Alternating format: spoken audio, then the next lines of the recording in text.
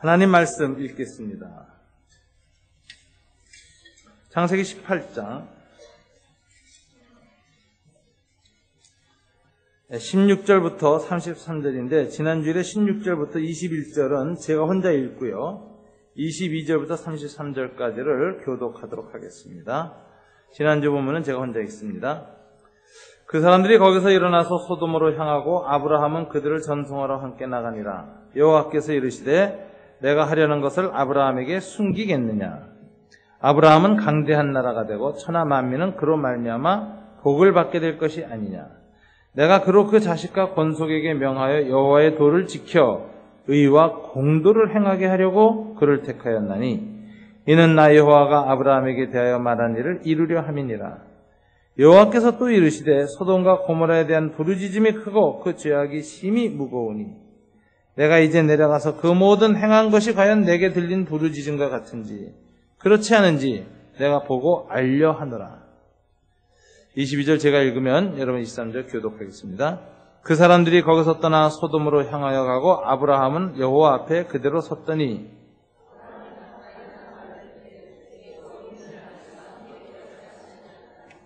그 성중에 의인 50명이 있을지라도 주께서 그곳을 멸하시고 그 50의인을 위하여 용서하지 아니하시리이까.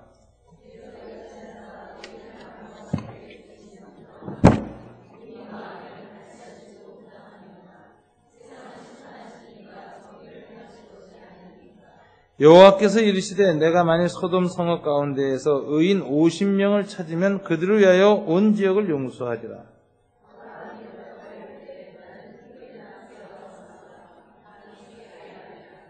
(50의인) 중에 5명이 부족하다면 그 55명이 부족함으로 말미암아 온 성읍을 멸하시리이까.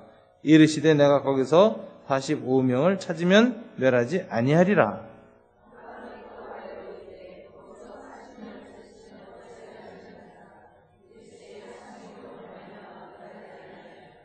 아브라함이 이르되 내 주여 노하지 마옵시고 말씀하게 하옵소서. 거기서 30명을 찾으시면 어찌하려 하시나이까. 이르시되 내가 거기서 30명을 찾으면 그리하지 아니하리라.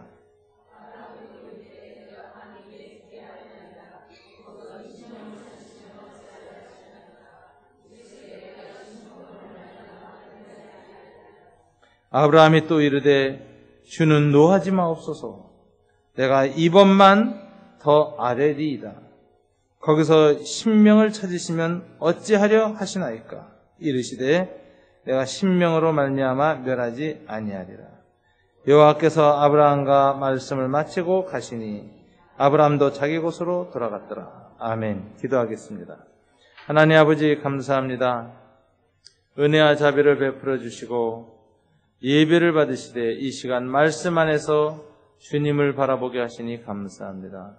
신령과 말씀으로 드리는 예배가 이 시간에 이루어지도록 성령이 주장하여 주시옵소서. 예수님 이름으로 기도드립니다. 아멘.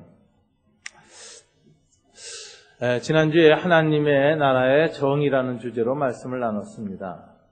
하나님이 아브라함을 통해서 후손을 주시고 땅을 주시고 이스라엘이라는 하나님의 왕국을 건설하려는 목적이 무엇입니까?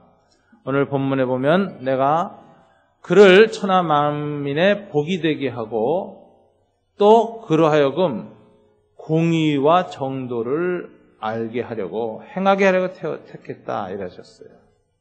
즉 아브라함을 통해서 하나님의 정의로운 나라를 세우고 그 공동체를 통해서 천하 만민을 축복하겠다. 이게 하나님의 아브라함을 택하신 목적이다 하는 걸 알 수가 있습니다.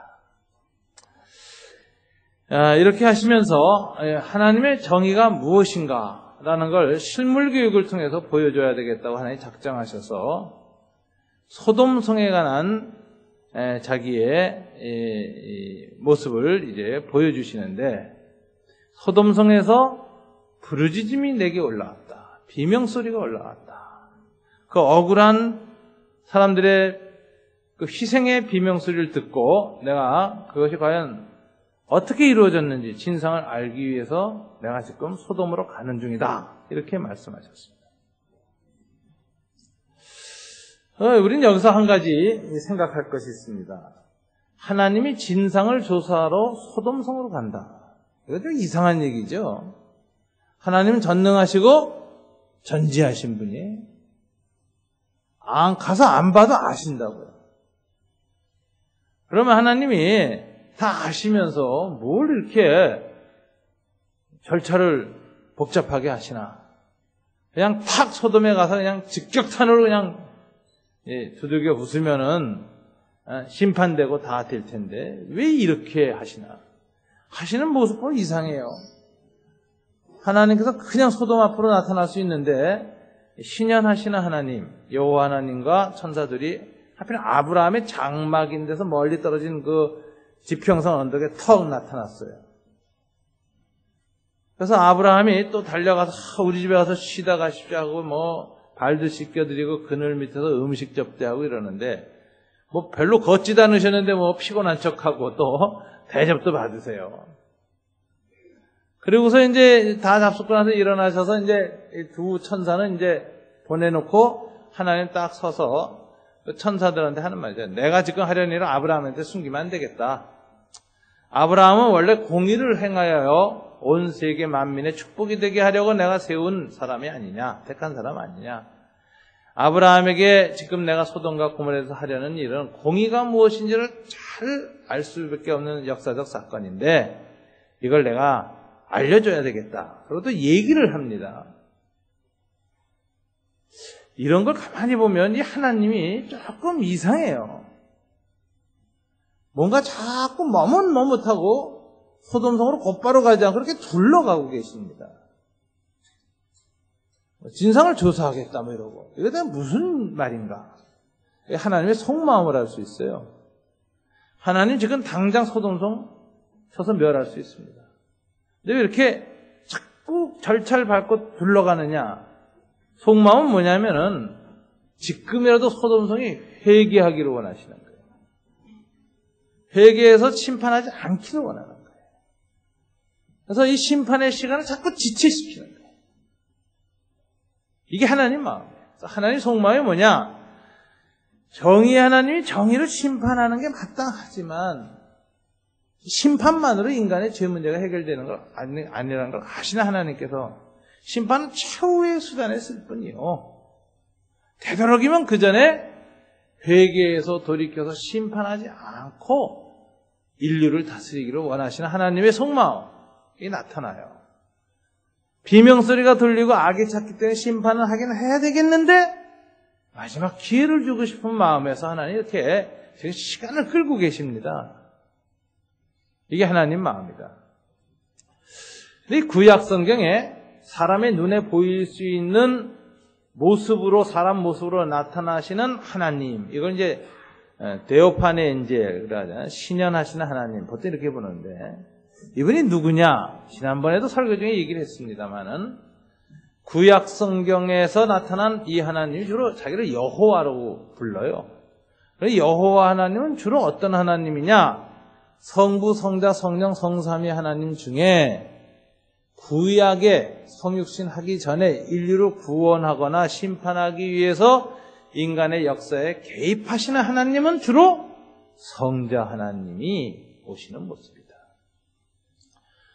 신약시대에는 완전히 성육신하셔서 사람의 살과 피를 입고 어린 아기로 마리아의 자궁에서 수태하여 태어나셔서 인간의 모습으로 오셨지만 성육신하기 전에는 사람의 모습으로 오긴 오지만 진짜 혈육이 아닌 눈에 보이는 사람 형태로만 나타나셨는데 그리고 자기를 여호와라고 하시고 구원의 사역을 주로 담당하시고 심판도 하시는 그 하나님, 이분이 누구냐? 예수 그리스도다. 성육신 하기 전에 예수 그리스도다. 이게 보통 학자들의 이제 대부분의 경향입니다.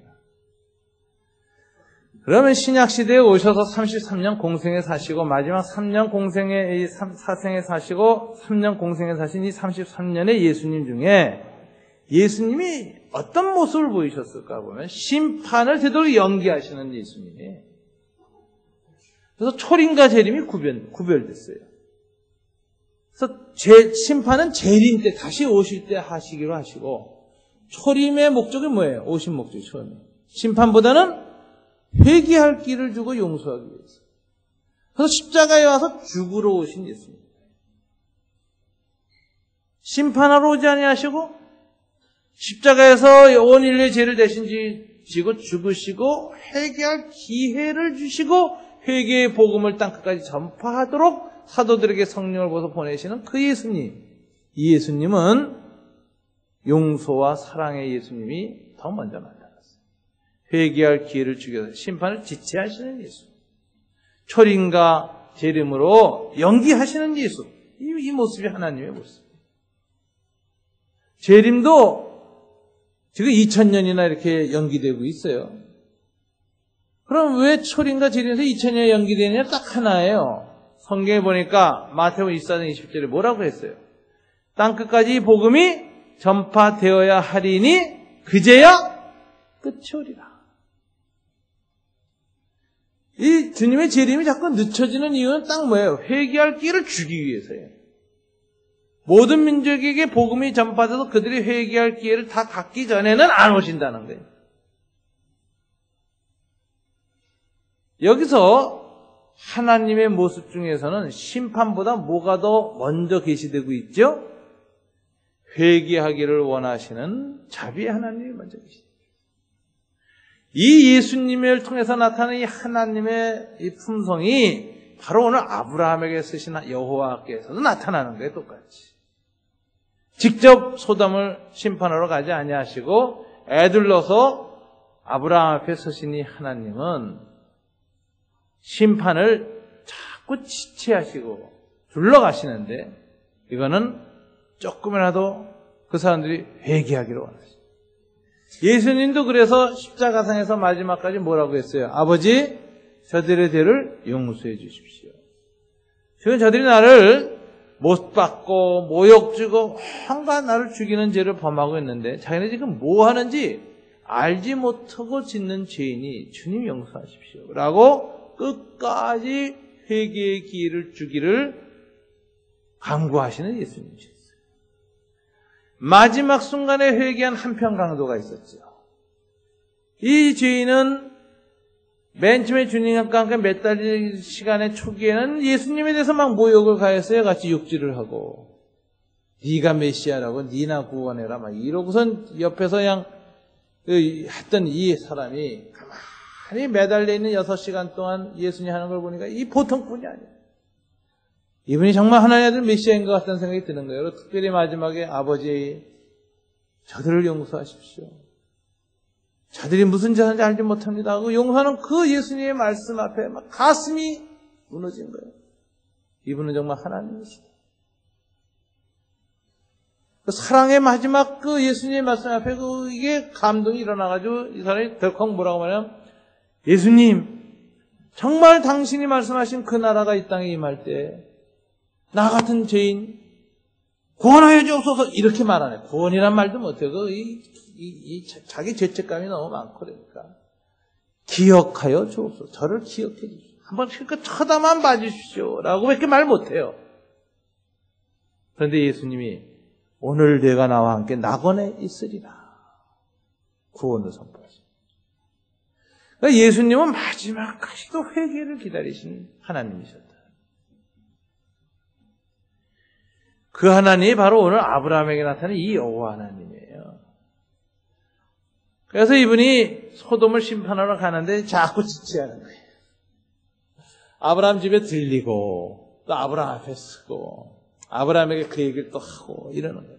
여기서 우리 하나님의 속마음을 봐야 돼요. 하나님은 정의의 하나님이실 때 심판을 안 할 수 없지만 해야는 되겠지만 심판하려는 분노보다 회개를 기다리는 사랑과 자비의 마음이 더 크신 분이 다 서 있어요.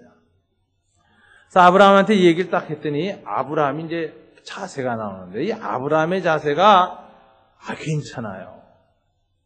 하나님 마음에 들만한 자세를 갖고 있어요. 뭐라고 합니까? 여러분 22절, 23절, 24절, 26절까지인데 자 23절 아브라함이 가까이 나아가 이르되 하나님께 바짝 가까이 갑니다. 근데 왜 가까이 갈까 하면 안타까워서 다급해서 뭔가 속에 막 간절할 때 몸이 싹 앞으로 나가죠. 하나님께 가까이 가서 하나님 얼굴을 가까이 보면서 말하기를 주님께서 의인을 악인과 함께 멸하시려 하시나이까? 이건 항의 쪼죠. 급했어. 아니 지금 소돔을 심판하신다고 하는데 거기에 있는 악인들은 멸망하는 게 하나님의 정의의 원칙상 합당하다 할지라도 거기에 함께 희생당하는 의인이 50명이라도 있으면 이거 되겠는가? 의인을 악인과 함께 멸하려 하십니까? 항의조로 말하면서 이렇게 제안합니다. 그 성읍에 의인 50명이 있을지라도 주께서 그것을 멸하시고 그 50의인을 왜 용서하지 아니하시려 합니까? 그러면서 자기가 이렇게 50명을 위해서 청하는 이유를 설명합니다. 25절이죠. 다 같이 한번 읽어볼까요? 주께서 이같이 하사 의인을 악인과 함께 죽이심은 부당하오며 의인과 악인을 함께 같이 하심도 부당하나이다. 세상을 심판하시는 이가 정의를 행하실 것이 아니니까. 여기 정의 문제를 들고 들어가요. 이 아브라함의 중보기도는 정의를 매개로 해서 하고 있다는 게 아주 독특합니다. 하나님은 정의를 실현하기 위해서 심판을 행하시고 공의를 드러내기 위해서 하신다고 하시지 않습니까? 옳습니다. 하나님은 정의로운 분이시고 정의로우신 분인 줄 내가 믿습니다. 그러면 한 가지 묻겠습니다. 그 정의로운 하나님이 정의를 실행하기 위해서 정의로운 의인들을 희생시키면 되겠습니까? 소돔과 고모라를 심판하시는 것은 하나님의 정의에 맞는 일이지만 그 가운데 의인이 50명이 있다면 그 50명에 대한 배려를 안 하고 다 심판해버리는 게 정의로운 하나님이 정의를 시행하는 과정으로서 합당합니까? 이건 부당합니다. 불가합니다. 라고 하나님께 호소를 해요. 그래서 이게 논리상 맞아요. 근데 하나님이 이렇게 보니까 아브라함이 이 논리는 정의 문제를 들고 왔지만 아브라함의 중심이 뭐냐 이걸 보시면 이게 중요해요. 아브라함의 중심은 정의보다는 사랑입니다. 안타까워. 저는 이 본문 보면서 이런 생각을 했어요. 내가 만약 이런 상황이 되면 어떻게 했을까? 평소에 소돔과 고모라 지역을 잘 압니다. 가까이 살아요. 거기서 억울하게 죽은 사람이 너무 많고 도망다니다가 아브라함에게 가서 도움을 요청하다가 죽은 사람도 많아. 소돔과 고모라 들여다보면 내가 한때는 그돌라오머의 대군에 맞서서 소돔과 고모라를 살려줬지만 이거 괜히 살려줬다 싶을 정도로 악이 가득하고 행위가 흉악한 거예요. 그래서 그냥 소돔과 고모라에서 저놈들 말이야, 저 나쁜 놈들 저거 망하지도 않나 막 이런 생각으로 막 저거 있다가 하나님이 나타나서 야, 내가 이제 심판하러 간다. 그럼 어떻게 했을까요? 아이고, 왜 이렇게 늦으셨습니까, 하나님? 그렇지 않으니 하나님이 계신가 안 계신가 그냥 속상했습니다. 저것도 그냥 싹 죽여야 되는데 말이에요. 너무 늦게 오셨어요. 그동안에 희생자가 많았어요. 빨리빨리 가시죠. 제가 길 안내하겠습니다.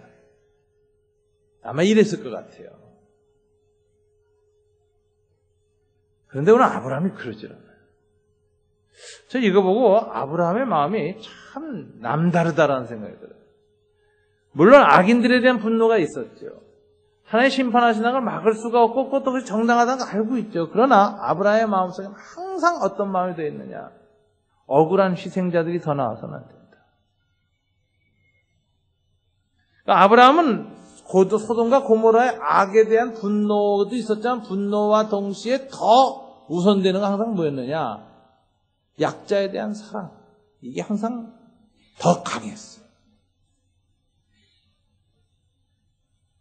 저는 하나님도 사실은 그 마음을 가지고 머뭇하면서 가고 있는데 소돔을 심판하러 가겠다고 딱 말하는 순간에 아브라함이 바싹 얼굴을 들이밀면서 하나님 50명 의인이 있는데 함께 멸하는 게 정의에 합당합니까? 전 아니라고 생각합니다. 정의로운 하나님이 그런 식으로 심판하시면 안 된다고 생각하는데요. 이러고 들여다보는 그 마음을 보시면서 얘가 말로는 정의론을 가지고 나를 설득하려고 하지만 아브라함의 마음의 중심은 뭐가 더 강해요? 사랑이 있다. 전 이게 하나님이 아브라함 참 쓸만하다. 내 마음하고 비슷한 마음을 갖고 대하는구나. 하나님과 마음이 통하는 거죠. 그래서 하나님 그 후부터 가만히 하는 거 보세요. 이 마음이 통했는데, 그래서 내가 26절 보세요. 여호와께서 이르시되 내가 만일 소돔 성읍 가운데서 의인 50명을 찾으면 그들을 위하여 온 지역을 용서하리라.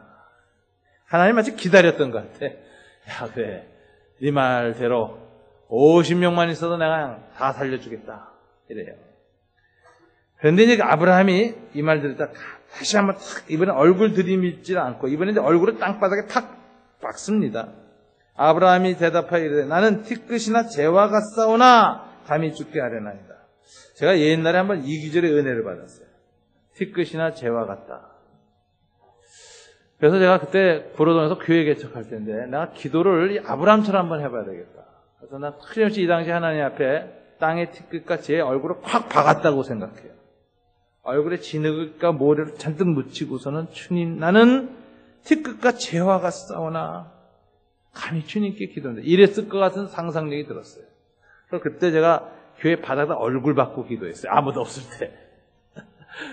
시멘트 냄새, 먼지 냄새가 풀풀 나는데, 그때 그래도 참 은혜 받은 거죠. 하나님의 그 마음을 주셔가지고, 얼굴을 바닥에다 받고 먼지를 묻히고 기도를 했으니까, 한 30분 이상 그때 얼굴 받고 기도한 것 같아요.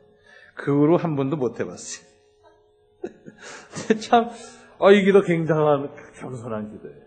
아까는 하나님께 얼굴을 바짝 들이밀고 소돔과 고모라에 대해 안타까움 때문에 기도한 아브라함이 이번에는 얼굴을 흙을 땅에 묻히고 주님을 바라보면서 나는 티끝이나 재와 같사오나 감히 죽게 하려나이다 하면서 이제 한 번 더 외치는 거죠.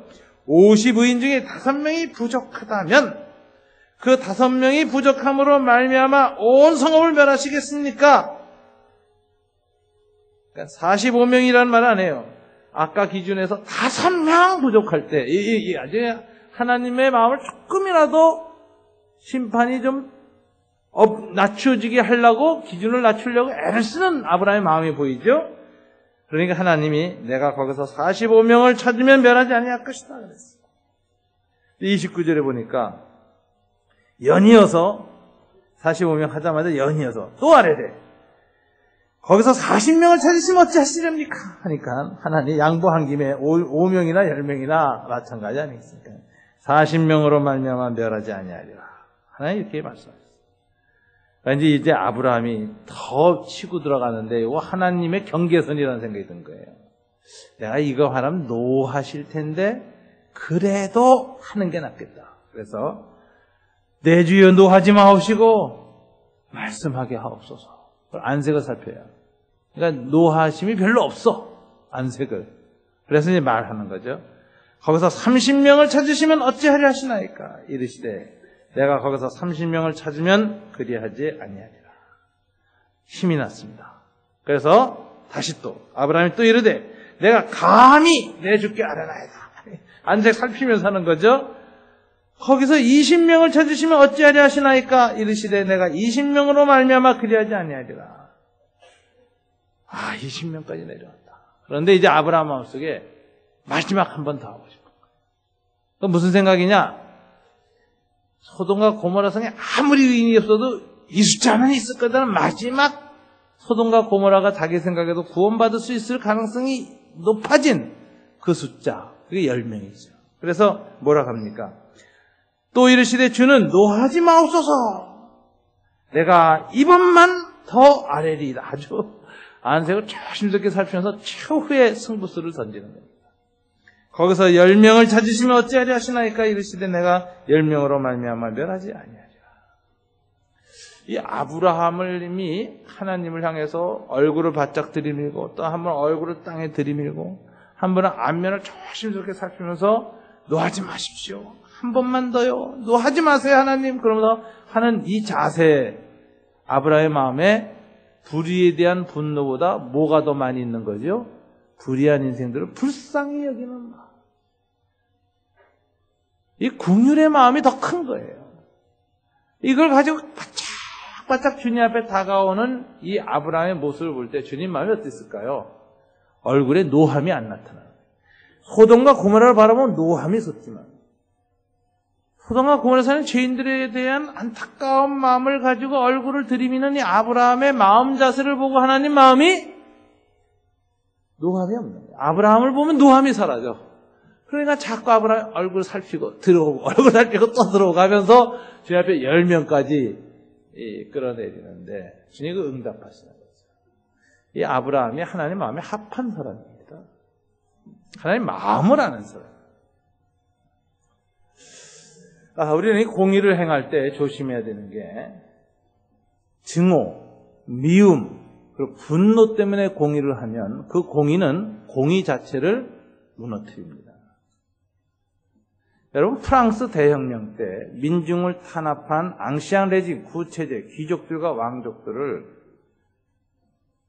무너뜨리고 정의를 세우려는 혁명이 일어납니다.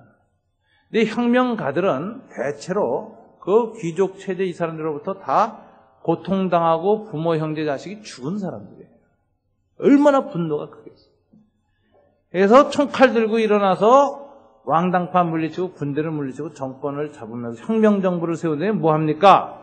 왕과 왕후와 그 귀족들을 다 피해 습청을 행하는데 유명한 앙뚜아네트, 루이 16세의 부인, 목이 잘려 죽었죠. 단두대에서.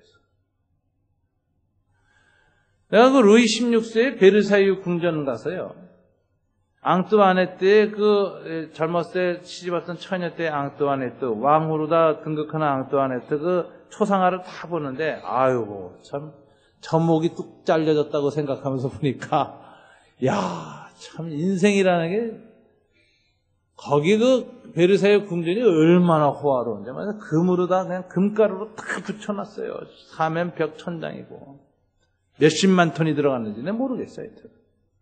그리고 금으로 뒤집어 쓰고 거기서 살던 저 이쁜 여자가 그냥 목이 똑 단두대에서 떨어졌어요. 그 단두대에서 바들바들 떨고 있었어요. 거의 제정신 상태 아닌 상태로 끌려가서 하루아침에 목이 끊어져 나가는 이 앙뚜아네트의 그 모습을 이렇게 상상하면서 보니까 인생이 참 허망하다. 흥망성쇠 부귀영화가 정말 아무것도 아니다. 인류 역사상 최호화롭게 산 이 사람들이 참 인생이라는 게 뭔가. 그래서 참 많은 생각을 베르사유 궁전에 하면서 이제 생각을 했어요. 근데 그거 분노로다 그게 해서 막 피해 대숙청을 행했는데 나중에 어떻게 됩니까? 그 앞장선 사람들, 로베스피에러 같은 사람들 뭐예요? 나중에 자기들이 분노의 칼에 의해서 또 죽임을 당합니다. 그래서 너무나 거대한 피해 대숙청이 일어나니까 반동이 일어나서 프랑스 왕정복고가 일어났는데 나폴레옹이 황제가 되어버리잖아요. 다시. 이게 과도한 보복. 정의를 실행하는데 절제할 줄 모르고 사랑으로 분노를 다스릴 줄 모르고 분노가 마음껏 표현되고 증오에 의해서 이루어진 정의가 정의 자체를 파괴한다라는 역사상 교훈입니다. 소비에트 혁명 보세요. 러시아 혁명. 얼마나 많은 공산주의자들이 노동자, 농민의 아픔을 가지고 러시아 왕정체제를 무너뜨리고 사회주의 혁명을 실천했습니다.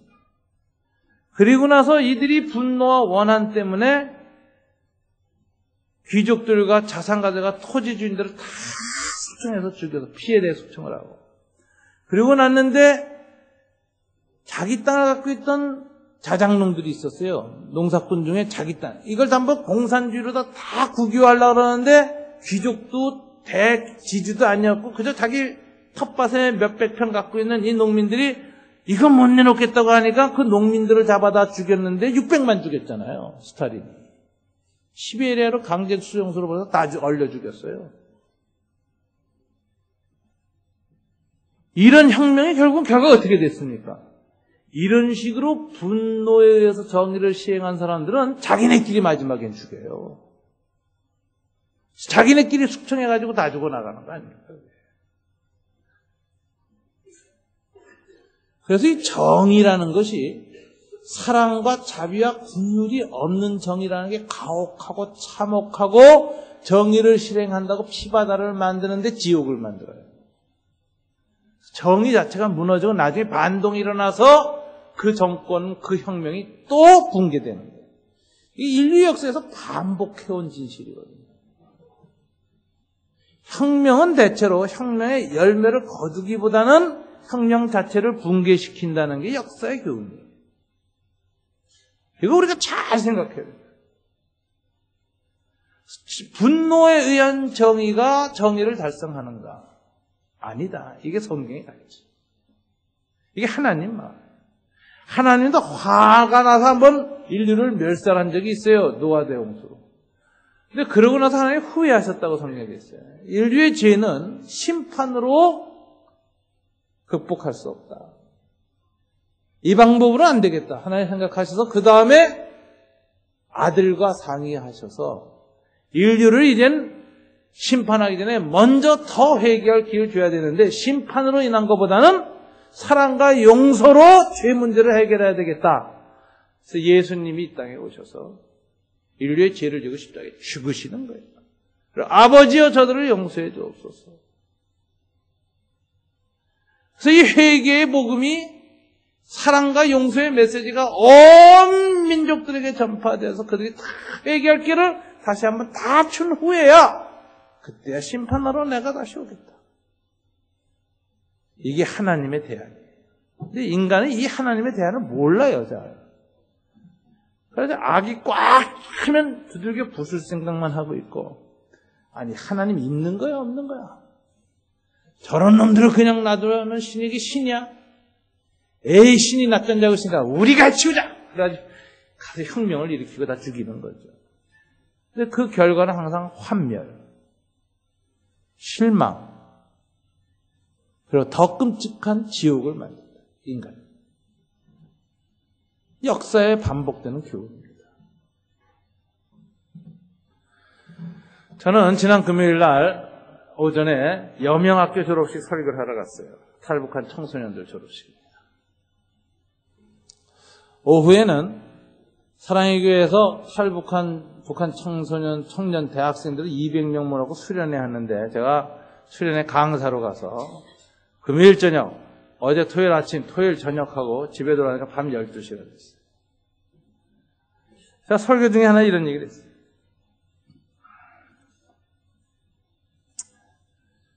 북한 정권을 저 상태로 남북의 대치관계가 증오 속에서 악순환으로 굴러떨어지면 저쪽은 쓸 수 있는 게 무기밖에 없다, 남은 게.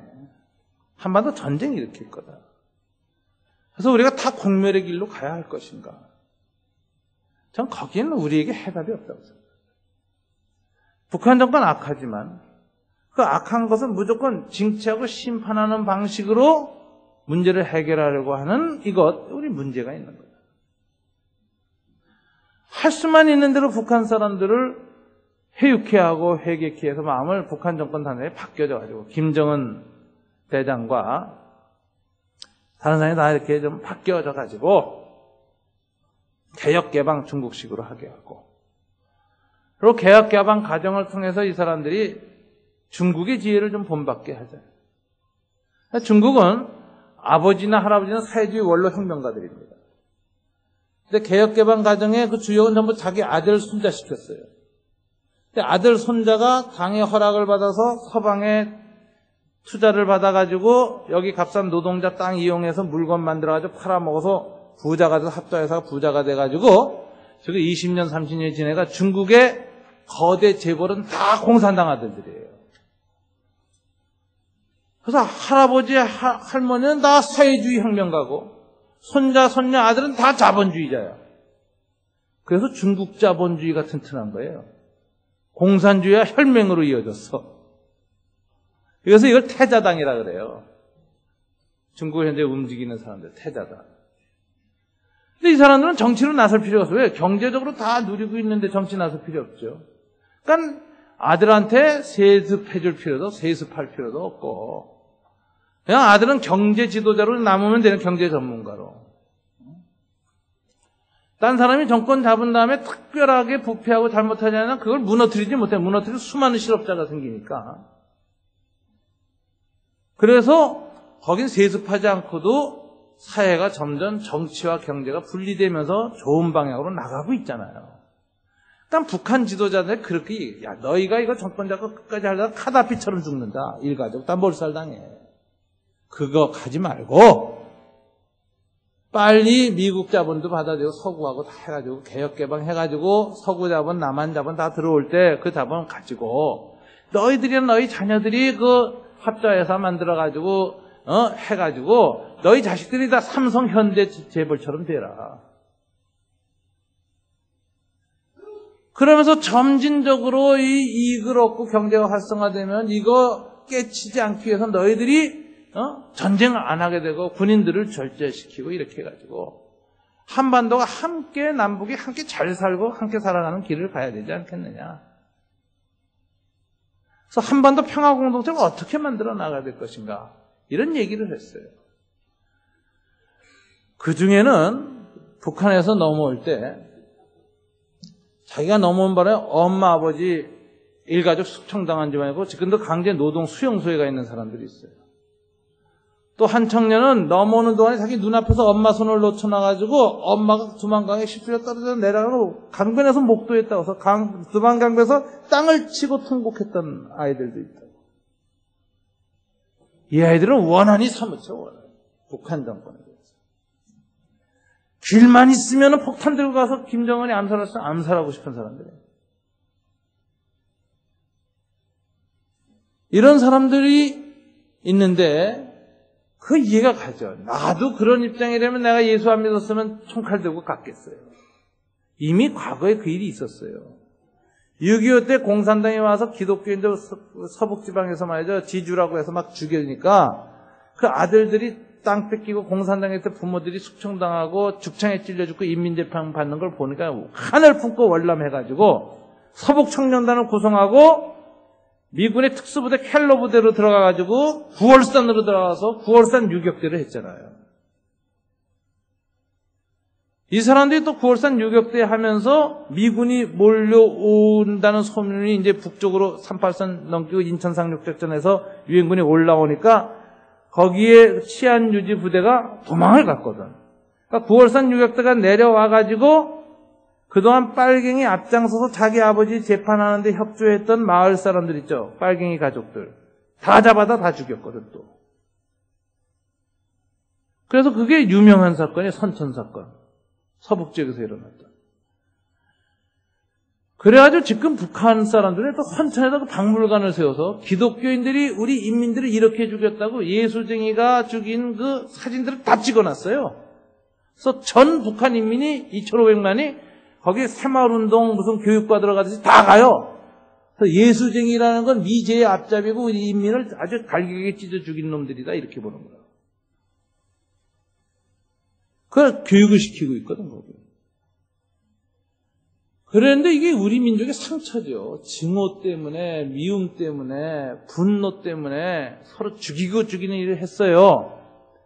그러니까 이게 안 당해보면 뭐지? 당하면 우리라도 그렇게 됩니다. 근데 문제는 뭐냐? 예수님을 알고 나면 이게 이제 좀 달라지는 거예요. 예수님을 제대로 알고 나면은 원수를 사랑하라. 내 아내 죽이고, 내 자식 죽이고, 우리 아버지, 어머니 죽인 그 원수를 사랑하는데 이게 이게 힘든 거죠. 이게 사람 생각으로는 안 되는 거예요. 옛날에 그 하나로 교회, 탈북자 교회에 세우고 있는 유대현 목사가 북한에서 내려왔는데, 자기가 내려오는 바람에 그 집안이 싹 멸절당했습니다. 큰아버지, 작은아버지, 엄마, 아빠, 형제들 다 수용소 가서 죽었어요.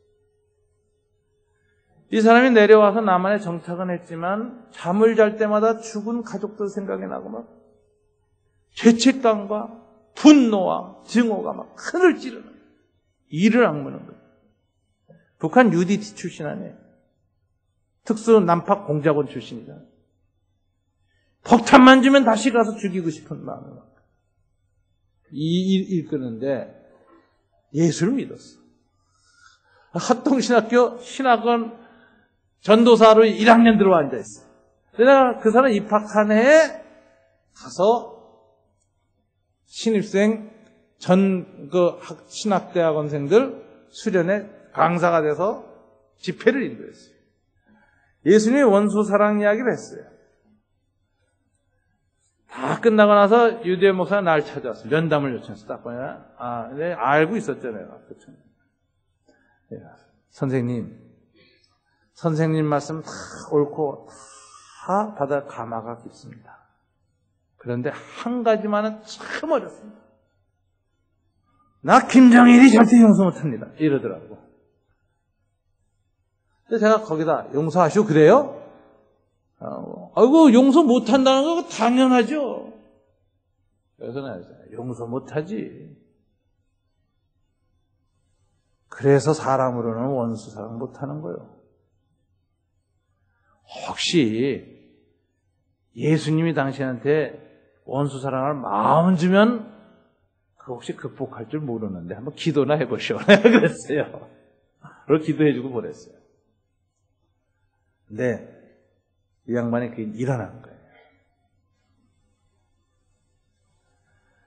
그래가지고 제가 어제 금요일날 집회하는데 목요일날 그 탈북자 청년들 기도회에 와가지고 사랑의 교회 가서 간증을 했어. 사랑의 교회 가서 자기가 그 증오와 미움을 넘어서서 예수님 사랑을 마음에 품게 된 이야기를 하는데 잠잠하게 얘기했는데 거기 주최 측이 다 그러더라고. 얼마나 큰 감동이 오는지 막 뒤집어졌대요.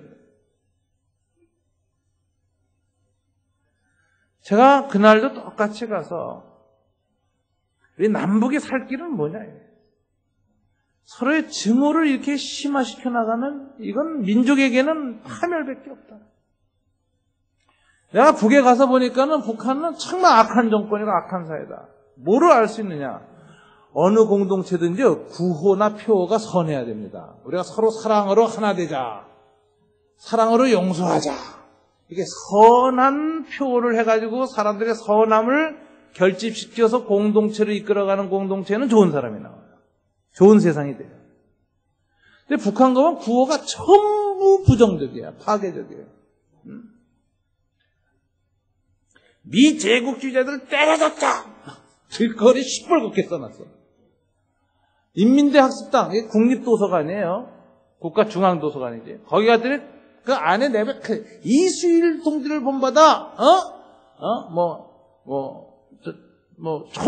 이렇게, 자살하자, 자폭하자, 이렇게 돼 있어. 저건 또 뭐야? 이수일인 또 누구야, 내? 네, 애 이름을 김총, 김폭, 김탄. 총폭탄이 되어 장군님을 결사옹이 하자. 이런. 고아원의 애 이름이 그래. 거기는 전부 부정적이고 증오와 미움이 꽉 차 있어요. 내가 20불 주고 푸에블로에 관광을 했어요. 대동강 앞에 푸에블로에 갔다 갔어. 갔더니 그 푸에블로 해가지고 미군 함장, 푸에블로 함장을 총으로 탁 해서 찔러가지고 넘어뜨리고 잡은 사람이 이제 그 체포조 팀장이, 특수부대 팀장이 이제 안내원이 됐어. 저 데리고 들어가서 딱 앉혀놓고 테레비 그때 상황을 다 보고 설명해서 바로 여기 있던 놈을 내가 잡았습니다 이러는데 이 1시간 동안 욕을 말해요.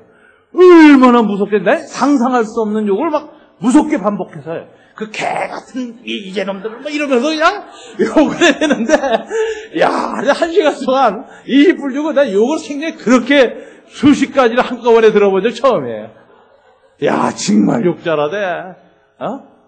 제가 어안이 벙벙해서 이러고 있었더니 감동받은 줄 아는 모양이에요. 제 손을 딱 잡으면서 민족적 자긍심이 느껴지지요? 이러더라고요. 내가 막 서로, 야, 이게 진짜. 대단한 그 증오. 이북은 악해질 수밖에 없어요. 온 국민을 일치단결시키는데 증오와 미움으로 끌고 가니 그 사회가 제대로 안 돼. 그러니까 그 사회에서 오래 자란 사람은 정신적으로 이상해집니다. 항상 부정, 비판, 증오. 근데 이걸 이렇게 키워놓으니까 일정 정도 끌어올리면 그걸 어떻게 해야 돼. 그래서 가끔 연평도에 폭격해야 되는 거예요. 그게 안 되면 안에 있는 놈을 잡아서 미지 앞제비로 잡아서 죽여야 돼. 숙청해야 돼.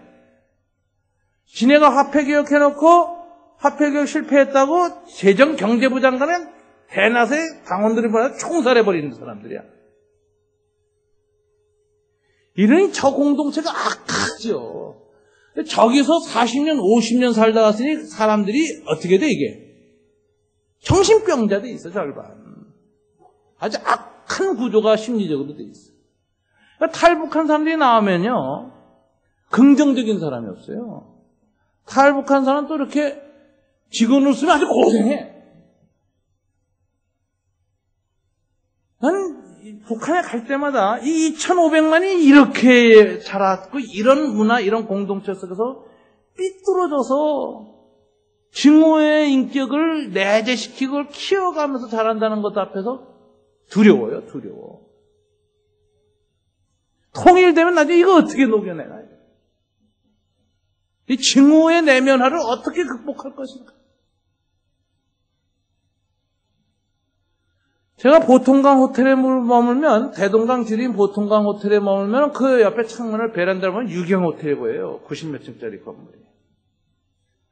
자, 거기 나가서 이 기도하는 소리 다 도청하니까 베란다 나가서 기도해. 겨울에 추운데 영하 20몇 도 되면 나가서 기도를 하는데 마음이 이래.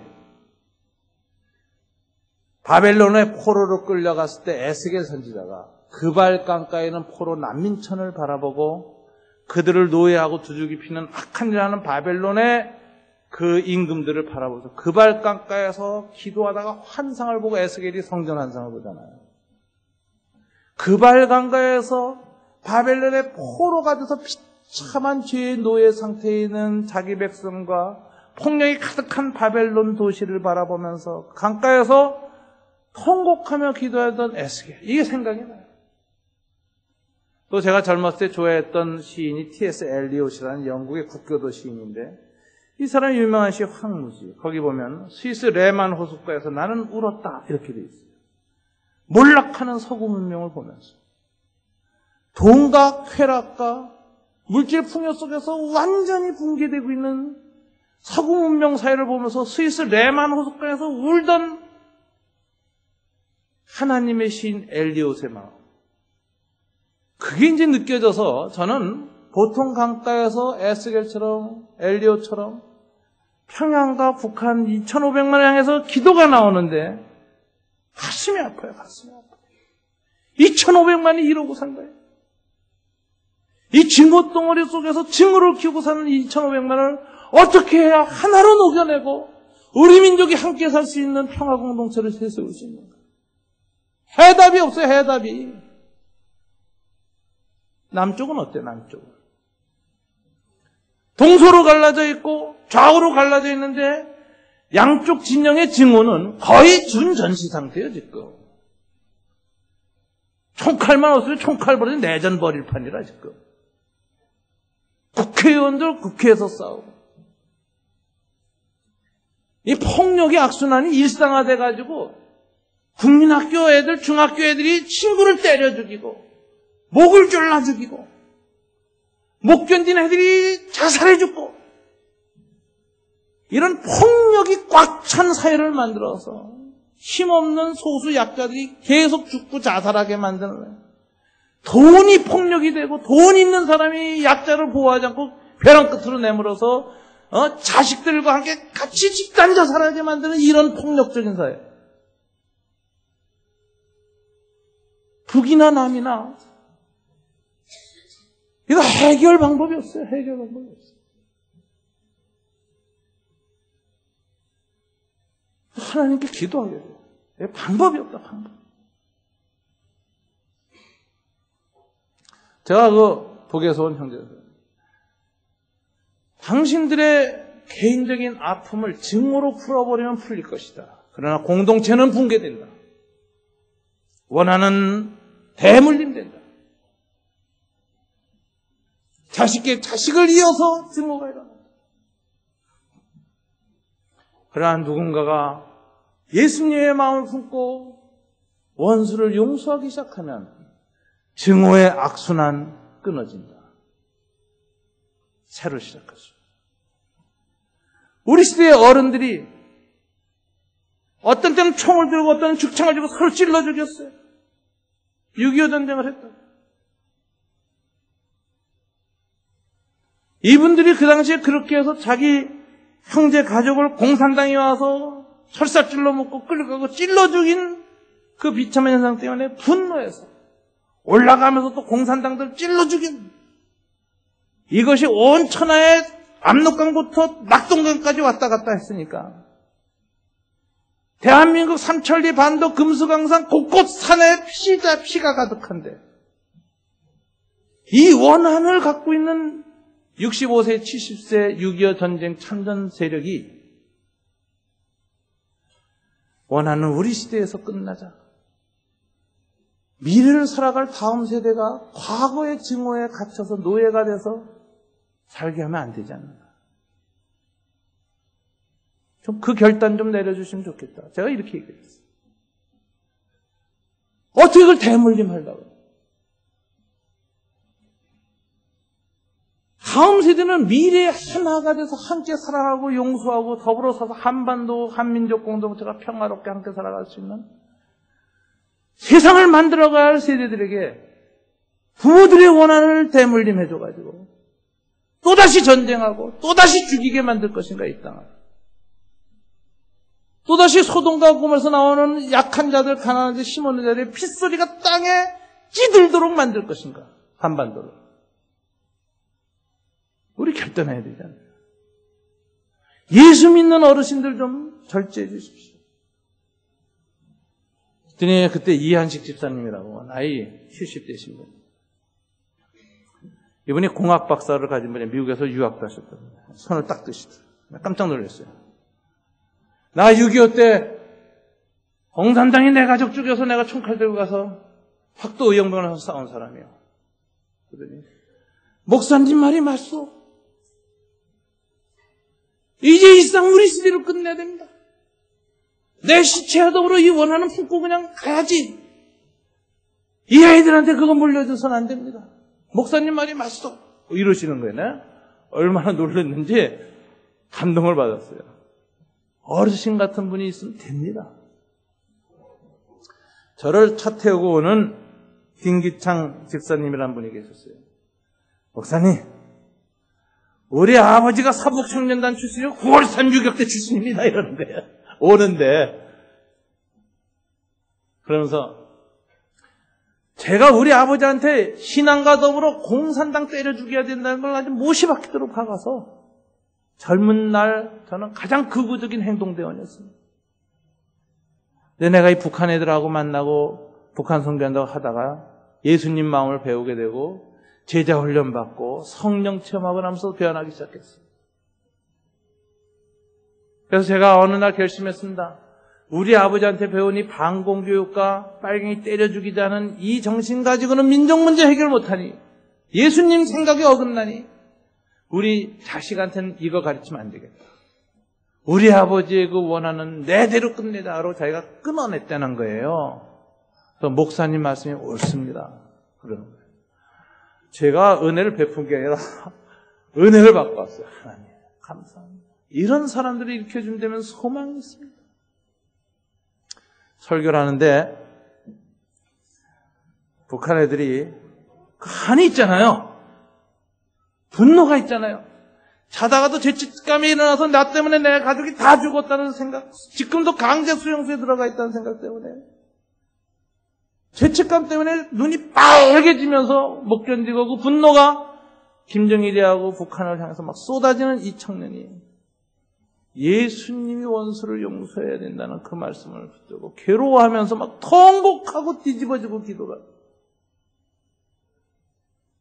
하나님 역사가 있더라고요.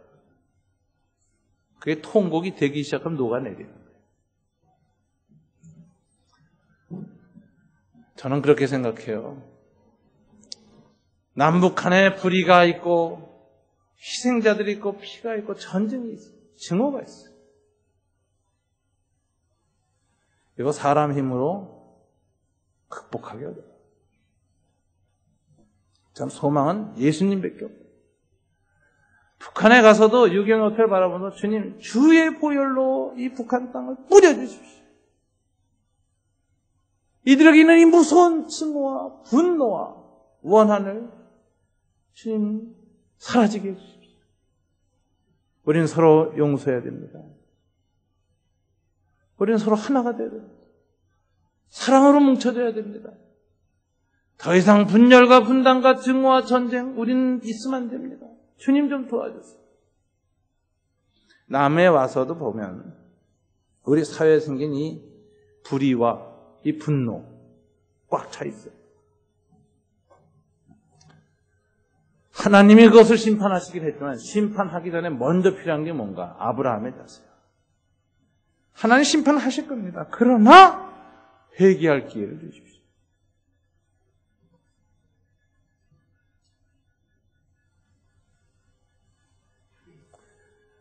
탈북 청년이 나한테 손들고 질문하더라고요. 목사님, 오늘 아침에는 김정은 북한 쪽을 전쟁 일으키지 않도록 그렇게 경제 재벌로 만들어가면서 회유해서 평화를 만든다고 하시는데 오늘 저녁에는 하나님의 공의에 대해서 말씀하셔서 심판해야 된다고 말씀하시니 뭐가 옳은 겁니까? 이러더라고. 질문을 잘해요, 똑똑하게. 그래서 제가 맞습니다. 질문 잘했습니다. 그래갖고 하나님은 북한 꼭 심판합니다. 핏소리 들으시고 저들을 심판하십니다. 다만 회개할 기회는 주실 겁니다. 회개하면은 내가 오전에 말하는 것처럼 바뀌는 것이요. 회개 안 하면 리비아 카다필가처럼 다 죽을 겁니다. 근데 우리가 먼저 회개하기를 기도해야죠. 그러니까 내 손 내리고 앉더라고요. 여러분, 한반도나 지구촌 오늘 우리 인류 사회의 가장 큰 문제는 사람의 힘으로 못 푸는 문제예요. 지금. 불의, 분노 이게 꽉 찼어요. 저는 그렇게 생각해요. 여전히 우리의 남은 희망은 예수뿐이다. 사람의 힘으로 할 수 없는 그 일을 주님이 하십니다. 성령이 하셔야 됩니다. 아브라함은 그 하나님 마음을 알았어요. 심판을 하긴 행해야 되겠는데 빨리 하지 않고 돌아가시는 하나님. 그 앞에서 하나님의 안색을 살피면서 주님 40명, 30명, 20명, 10명 하는 그 아브라함의 마음을 하나님 보시고 아브라함은 맞아. 너는 내 마음하고 똑같은 마음을 가졌다. 심판을 해야 되겠지만 그 전에 그 죄인들을 긍휼히 여기고 용서하고 회개할 기회를 주려고 하는 너의 그 애타는 마음 내 속마음이다. 그리고 떠나시는 거죠. 저는 1부, 2부 예배 때 그 말씀드렸어요. 우리 교회 65세 된 어르신들 부탁드렸어요. 제발 다음 세대에게 증오를 대물림하지 말아라. 이제는 평화 세대를 건설해야 되고 평화 공동체를 세워나가야 되고 용서하는 힘을 가져야 우리는 살아난다. 그 외에는 희망이 없다. 여러분, 하나님의 정의는 사랑에 의해서 절제될 때 정의가 실현됩니다. 절제력을 상실한 정의는 정의를 무너뜨립니다.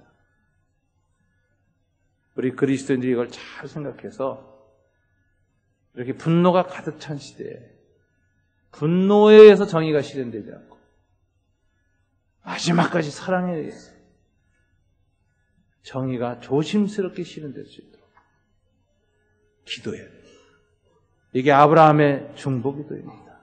2012년은 고함과 욕설과 증오와 분노가 꽉 차는 시대예요. 올해가. 총선 대선이 있잖아요. 기독교인들이 중심을 잡아야 돼요. 하나님께서 저와 여러분에게 이 시대를 구할 수 있는 예수의 영으로 충만하게 하시기를 주님 이름으로 축원합니다. 다 같이 기도하시겠습니다.